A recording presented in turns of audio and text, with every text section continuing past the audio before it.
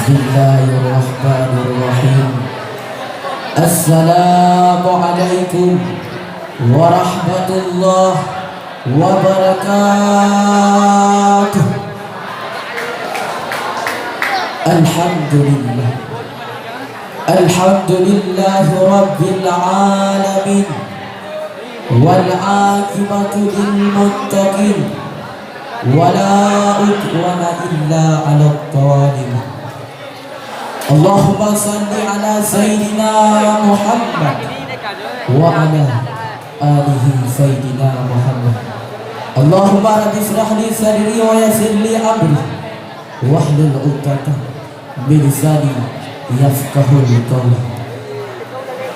Kata-kata ta'ziman wa ikraman kami yang mulia kepada almarhum Abu, almarhum Ubi, dan almarhumah Umi yang ada di Kubah. Hayana doa yang dapat kami sampaikan. Allahumma ighfir lahum warhamhum wa'afihi wa'fu anhum. Kemudian kepada Abu selaku pucuk pimpinan Dayah Darul Mu'arif wal Mu'arifah ma'ah keluarga, dan kepada seluruh dewan juri, terkhususnya kepada dewan juri yang arif lagi bijaksana, dan yang paling istimewa kepada seluruh hadirin kaum muslimin dan muslimah yang dimuliakan oleh Allah Subhanahu wa taala. Ma'asyiral muslimin wa jumratul mu'minin rahimakumullah. Melihat dan mendengar judul pidato yang dibawakan oleh kawan-kawan kita dari tahun ke tahun, yang kebanyakannya membahas tentang kehancuran Islam, Islam yang kelam dan Islam yang gelap. Ini judul memang baik hadirin. Akan tetapi jikalau kita melihat keadaan umat Islam saat ini yang sedang diobok-obok oleh orang-orang yang benci kepada Islam, maka alangkah lebih baik kita bahas satu pembahasan yang dapat membangkitkan semangat kita di dalam beragama. Berpijak dari inilah tergugah hati kami untuk bawakan satu syarahan yang bertema Islam tetap jaya hingga akhir masa. Ma'asyiral muslimin wa jumratul mu'minin rahimakumullah. Allah Subhanahu wa taala berfirman dalam surat Ali Imran ayat 19 yang berbunyi, Bismillahirrahmanirrahim. Inna dina indallahil Islam, bahwa sesungguhnya agama yang hak di sisi Allah adalah Islam. Dalam ayat tersebut terdapat kata-kata iman. Di dalam istilah nahwu, inna berfaedah bagi taukid. Adapun yang dikatakan dengan taukid menguat hukum kepada si mukhatab, subut ataupun nafi. Jadi kalau kita globalisasikan dengan ayat di atas bermakna Islam agama yang benar, bahkan sangat benar. Islam agama yang perkasa, dan Islam agama yang akan tidak lekang oleh masa. Maka tiada alasan bagi kita untuk mengeluh di dalam beragama. Hadirin yang berbahagia, timbul pertanyaan, bagaimana dengan hadis Nabi yang mengatakan Islam di akhir zaman bagaikan ekor tikus yang mana makin ujung semakin halus? Ini memang betul hadirin, dan bagaimana tidak betul? Ini Nabi yang bertutur. Akan tetapi meskipun hadis Nabi mengatakan demikian, bukan berarti kita boleh meninggalkan agama begitu saja dan menganggap ini satu hal yang biasa saja. Kalau ada yang beranggapan seperti demikian, maka ini merupakan satu anggapan yang sangat memprihatinkan saudara. Maka dari itu semua menjadi tanggung jawab kita bersama dengan tugas membangkitkan agama seolah-olah sanggup seperti zaman baginda Nabi sallallahu alaihi wasallam. Ini perlu kita ingat dan kita yakinkan saudara, ini bukan hal yang mustahil. Karena Allah Subhanahu wa taala berfirman dalam surat Yasin ayat 82 yang berbunyi, Innama amruhu idza arada syai'an ayyakula lahu kun fayakun. Apabila Allah Subhanahu wa taala hendak melakukan sesuatu dengan sekejap, Allah mampu untuk melakukannya. Dalam arti kata, Allah perkasa dan bijaksana, maka tiada alasan bagi kita untuk mengeluh di dalam beragama. Hadirin yang mulia, ini perlu kita ingat saudara. Apalagi kalau kita melihat umat Islam saat ini yang sedang ditindas habis-habisan. Lihat saudara kita yang ada di Myanmar, bagaimana sengsaranya mereka. Ada yang dibakar hidup-hidup, ada yang ditanam hidup-hidup, bahkan ada yang dicincang, bagikan daging yang hendak dipanggang. Begitu pula saudara kita yang ada di Suriah, bom meletus di mana-mana, anak-anak diperkosa. Sungguh menderita nasib mereka. Begitu pula saudara kita yang ada di Palestina, sudah puluhan tahun mereka tersiksa. Sampai sekarang mereka belum pernah merasakan bagaimana indahnya merdeka. Nada yang sama dialami oleh saudara kita yang tercinta. Baru-baru ini ada beberapa orang yang perilaku seperti orang gila dengan tujuan mereka ingin membunuh ulama yang tercinta. Jadi hadirin, kalau kita melihat umat Islam saat ini, rasa-rasanya sungguh tidak pantas bagi kita untuk meninggalkan agama begitu saja. Dalam arti kata, kita mesti menjaga agama agar tetap jaya hingga akhir masa. Hadirin yang berbahagia, disebutkan di dalam sebuah karangan yang pendek yang disusunkan oleh seorang pemuda yang berasal dari Canang, Aceh Jaya. Menurut beliau, ada beberapa hal yang mengekang agama hingga akhir masa. Yang pertama, istiqomah di dalam beragama. Sebagaimana hadis Nabi mengatakan, "Qul amantu billahi tsumma istaqim." Katakan olehmu, aku beriman kepada Allah, tsumma istaqim. Kemudian istiqomahlah.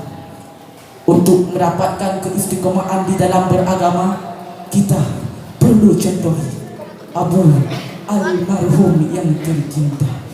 Keberaniannya bagikan Umar sahabat Nabi, kebijakannya bagikan sahabat Sayyidina Ali, bahkan ketegasannya bagikan Habib Rizik saat ini. Beliau tak peduli apa kata Wahabi, yang penting daya kita ini tetap kokoh berdiri. Beliau tidak takut kepada Mu'tazilah, walaupun kata-kata mereka selalu yang berbeda. Beliau selalu istiqamah di dalam beragama, sekalipun beliau telah tiada. Beliau mempunyai cita-cita yang mulia, antarkan saya sampai kepada tangan Nabi Isa. Hadirin yang berbahagia, adapun cara yang kedua, hidupkan dakwah. Jadikan hari-hari kita senantiasa kekal di dalam berdakwah, mulai dari tingkatan yang rendah sampai yang tinggi, mulai dari rakyat hingga pejabat, mengajak manusia untuk menaati segala perintah Allah Subhanahu wa taala. Jumpa anak kecil, kita dakwahkan agama, kita sapa dia, berikan ilmu agama kepadanya, ajarkan sunnah baginda Nabi sallallahu alaihi wasallam kepadanya, kenalkan kepadanya siapa itu Sayyidina Abu Bakar, siapa itu Sayyidina Umar, siapa itu Sayyidina Utsman, siapa itu Sayyidina Ali. Dengan tujuan seandainya dia tumbuh besar nantinya, dia kenal siapa sosok Rasulullah sallallahu alaihi wasallam, yang sebagaimana dia kenal para sahabat radhiyallahu ajma'in.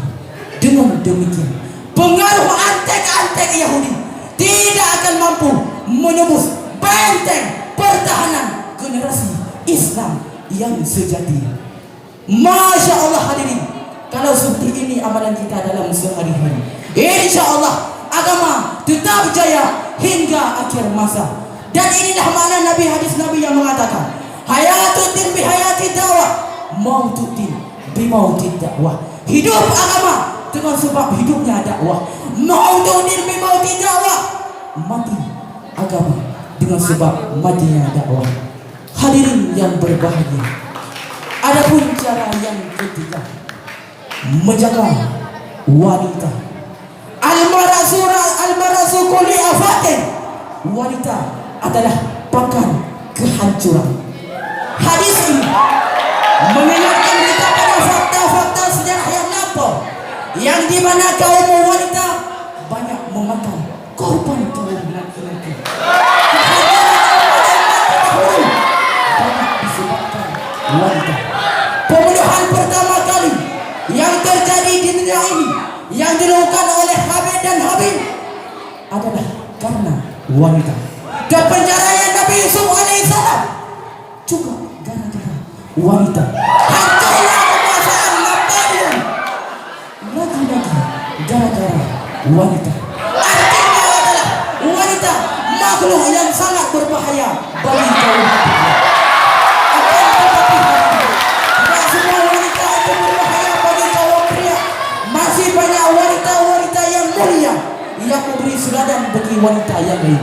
Kita kenal Siti Khadijah yang begitu taat kepada Rasulullah. Kita kenal Siti Aisyah yang sangat setia kepada Rasulullah. Maka hadirin, tidak semua wanita itu penjahat.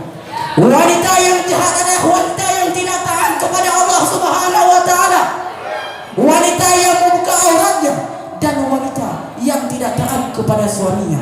Inilah wanita-wanita yang dicap sebagai calon penghuni neraka. Hadirin yang berbahagia, di dalam hadis yang lain Nabi SAW pernah bersabda, "Ad-dunya mata'un wa khairu mata'iha mar'atus salihah." Wanita adalah perhiasan. Di dalam dunia ada emas, intan, permata, berlian, bahkan masih banyak perhiasan-perhiasan yang lain yang sangat indah. Tapi ketahuilah wahai wanita, intan, permata, berlian, emas, itu semua tidak ada bandingannya dibandingkan dengan dirimu yang soleh, yang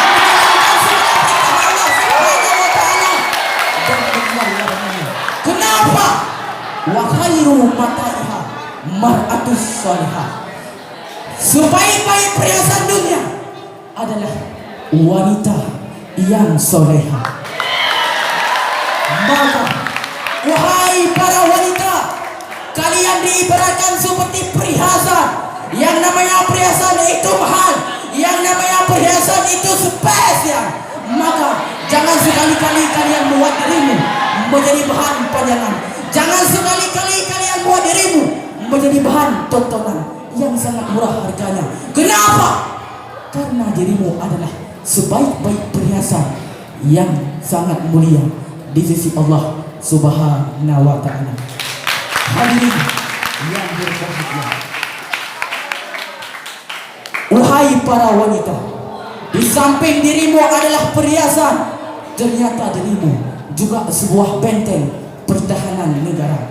Sesuai dengan sabda Nabi sallallahu alaihi wasallam, "Anisa'u imadu bina, idza salahat salahati bina, wa idza fasadat fasadati bina."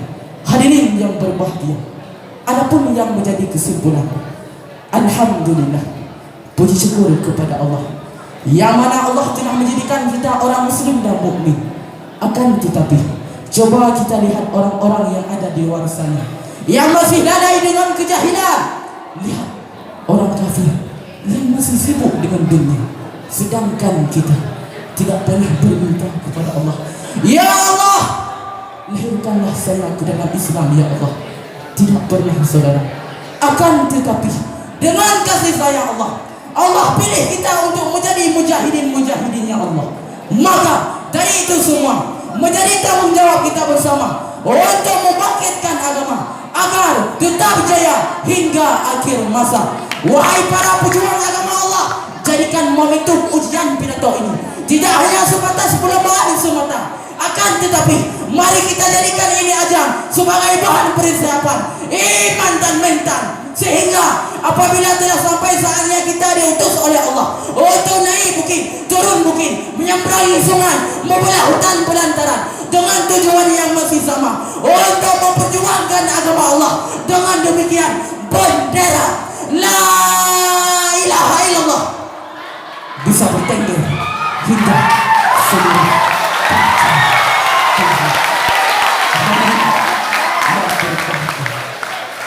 mungkin hanya ini dapat saya sampaikan.